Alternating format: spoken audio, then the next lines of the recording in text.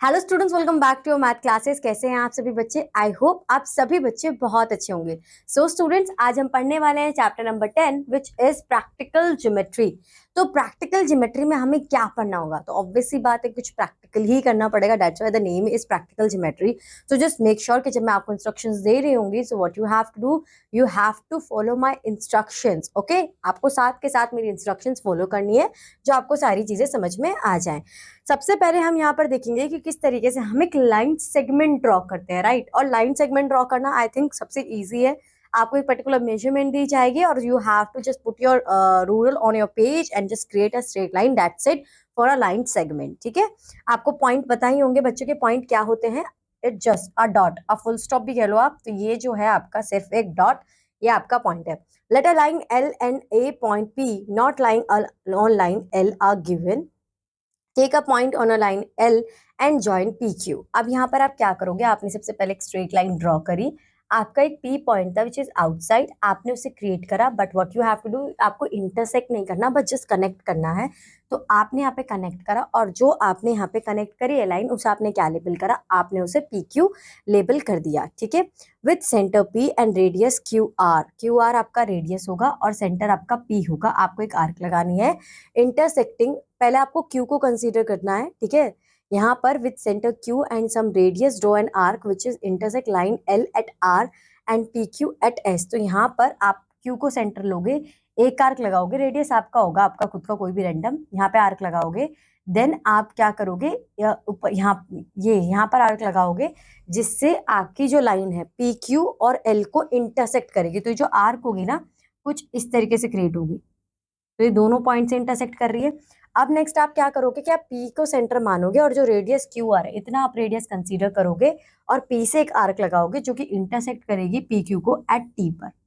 ठीक है, अब यहाँ पर with centre T and radius RS draw an arc intersecting previous arc eight M, join PM and reduce on both sides. तो अब आप क्या करोगे? आप T को सेंटर लोगे, ठीक है, और एक आर्क लगाओगे जो कि इंटरसेक्ट करेगी PQ को एट M पर। फिर आप ज्वाइन कर दोगे PM and produce on both sides. Now M in the required line parallel to passing through point P। यहाँ पर हम जनरली क्या कर रहे हैं कि जो हमारी लाइंस है वो एक दूसरे के पैरेलल है। तो लाइन सेगमेंट तो हमें पता है कि अगर एक पर्टिकुलर मेजरमेंट दी जाएगी तो दैट साइड पैरेलल लाइंस का मतलब क्या होता है कि उनके बीच में एक इक्वल डिस्टेंस होगा और वो आगे कितना भी मुझसे एक्सटेंड करे, वो इंटरसेक्ट नहीं करेंगी। ठीक है, तो यहाँ पर हमारी जो लाइंस है वो इंटरसेक्ट नहीं करेंगी। तो हमने इस तरीके से ड्रॉ कर लिया। अब जो ये वाली आपकी एक्सरसाइज है 10.1, तो यहाँ पर सिर्फ आपको ये पैरेलल लाइन ही ड्रॉ करनी है। तो जो मैंने आपको एग्जांपल में समझाया एज इट इज आपको यहाँ पे करना है। Draw a line AB। ठीक है, तो सबसे पहले आप एक लाइन AB ड्रॉ करोगे। लाइन कहाँ है तो ये फर्दर एक्सटेंड हो सकती है। ठीक है, take a point C outside. यहाँ पर हमने पॉइंट C ले लिया। It through C draw a line parallel to AB using ruler and compasses only। यानी कि आपको अपने कंपास से और रूरल की हेल्प से बस एक आपको क्या करना है, एक पैरेलल लाइन ड्रॉ करनी है। तो आप क्या करोगे कि पहले आप इन लाइंस को कनेक्ट कर दोगे। जहां पर ये कनेक्ट होगा ये आप इसे D लेबल कर दोगे। अब D पर आप सेंटर लेकर कोई भी एक रैंडम रेडियस लेकर आप यहाँ पर एक आर्क लगाओगे। यहाँ पर आर्क लगने के बाद जो यहाँ पर ये आपका डिस्टेंस आया, ये R ले लेते हैं, ये S ले लेते हैं। ये DR का जो आपका डिस्टेंस आया, P को वो सेंटर लोगे और फिर यहाँ पर एक आर्क लगा दोगे। ठीक है, फिर आप क्या करोगे कि जहां पर ये आपका आर्क ये है, यहाँ पर आपको सेम अपना ये डिस्टेंस लेना है और एक आर्क लगा देनी है। जहां पर ये लाइन इंटरसेक्ट होगी यही आपकी एक स्ट्रेट लाइन हो जाएगी। इसे आप दे सकते हो नाम LM। तो AB is parallel to LM, इस तरीके से ड्रॉ हो जाएगी। बाकी के दो क्वेश्चंस में भी आपको एग्जैक्ट, बाकी का जो लास्ट क्वेश्चन है एग्जैक्टली आपको इसमें भी यही करना है। Now construction of triangles. Construction of triangles की अगर बात आई है तो आपको जो क्राइटेरिया पढ़े थे हमने कॉन्ग्रुएंसी रूल में ऑफ अ ट्राइंगल, तो वो सारे क्राइटेरिया आपको पता होने चाहिए। क्या क्राइटेरिया थे वो? ट्रिपल एस यानी कि साइड साइड साइड, SAS यानी कि side angle side, and ASA यानी कि angle side angle, and RHS। तो वो चारों रूल्स आपको यहाँ पर पता होने चाहिए क्योंकि उसी के बेसिस पर हम यहाँ पर अपने ट्राइंगल ड्रॉ करेंगे। सबसे पहले हम बात कर रहे हैं SS क्राइटेरिया की। तो आपको यहाँ पर AB is 5 centimetre, BC 6.5 centimetre and CA is 5.5 centimetre. तो आपने क्या करा? सबसे पहले एक रफ डायग्राम बनाया। आप यहाँ पर 6.5 सेंटीमीटर की एक लाइन ड्रॉ करोगे। बी को सेंटर कंसीडर करोगे 5 पॉइंट, आपको क्या करना है कि जो मेजरमेंट्स आपको दिए हुए ना इतना इतना अपना कंपास खोल लेना। 5 सेंटीमीटर यहाँ के लिए कंपास खोलना है और 5.5 यहाँ के लिए कंपास खोलना है।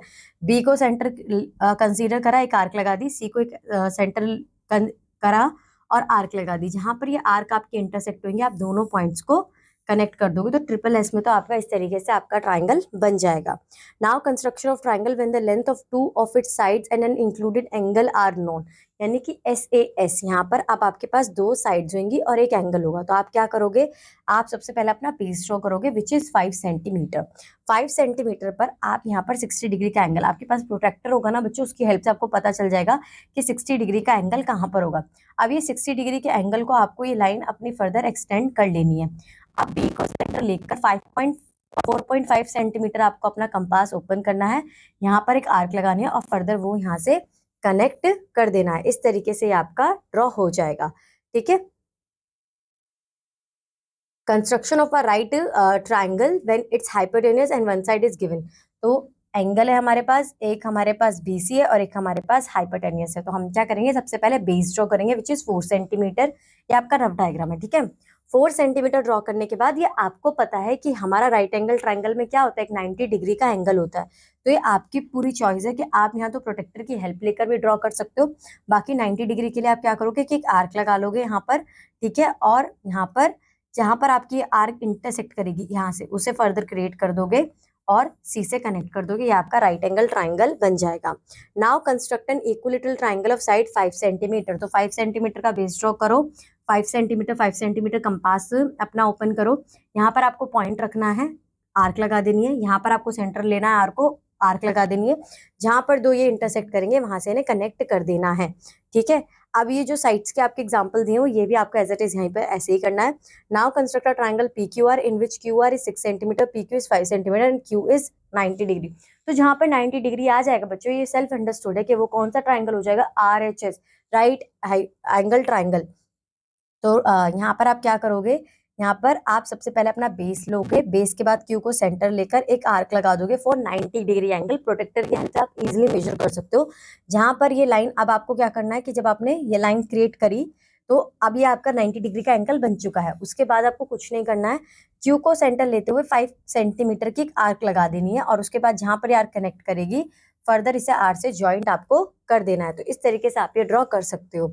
Next, construct a triangle in which AB is equal to 4 centimetre, A is 30 and B is 120। तो दो एंगल्स दिए हुए हैं। तो सबसे पहले हम क्या करेंगे, AB अपनी लाइन ड्रॉ करेंगे। ठीक है, लाइन ड्रॉ करने के बाद आप प्रोटेक्टर की हेल्प से बहुत इजीली ड्रॉ कर सकते हो अपने एंगल्स, तो आप वहां की हेल्प भी ले सकते हो।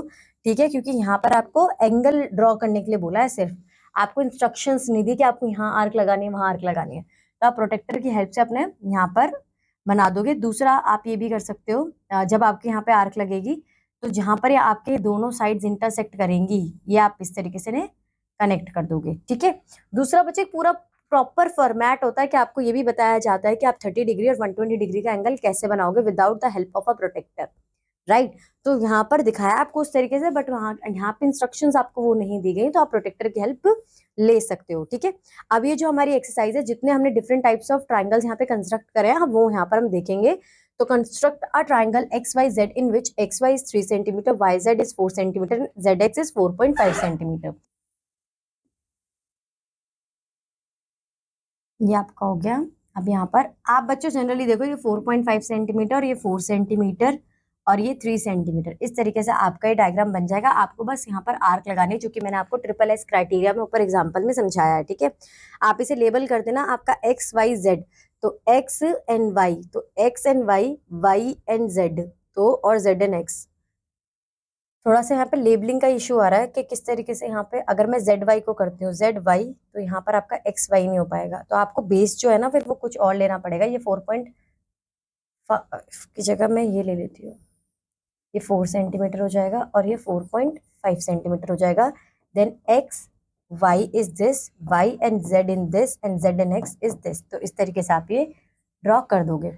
Now construct an equilateral triangle of side 3.8 centimetre. तो ये तो और भी इजी है, यहाँ पे 38 पॉइंट लोगे आप, आर्क लगा दोगे 3.8 जहाँ पे इंटरसेक्ट कनेक्ट करोगे ये भी 3.8 आ जाएगी और ये भी 3.8 आ जाएगी। ठीक है, now construct a triangle in which A B is equal to 5 centimetre, A is 50 degree and B is 70 degree. तो आपने यहाँ पे ए बी ड्रॉ करना है। ए पर आप बनाओगे अपना 50 डिग्री का एंगल, जो कि थोड़ा इस तरीके से बनेगा, और सी पे आप बनाओगे थोड़ा 70 डिग्री का एंगल। तो ये कुछ इस तरीके से आपका इंटरसेक्ट करेगा और ये आपका आ जाएगा। ठीक है, यहाँ पर आ जाएगा ए बी इज 5 सेंटीमीटर। तो बच्चों सारे एग्जांपल्स मैं आपको ऑलरेडी एक्सरसाइज में करा चुकी हूँ, तो आपके लिए बहुत इजी होने वाला है इन एक्सरसाइज इन क्वेश्चंस को कंप्लीट करना, क्योंकि एग्जाम्पल में हमने मतलब स्टेप बाय स्टेप समझा भी है और हमारे पास डायग्राम भी था। बाकी मैंने आपको यहाँ पे एक रफ डायग्राम दे दिया है कि आपको किस तरीके से ये ड्रॉ करना है। तो आई होप सो कि आपको ये समझ में आया होगा, अच्छा लगा होगा चैप्टर, बहुत ईजी चैप्टर है। सो बच्चों बस आज के लिए इतना ही। अब मैं आपसे मिलूंगी आपकी नेक्स्ट क्लास में। Till that bye bye, have a good day.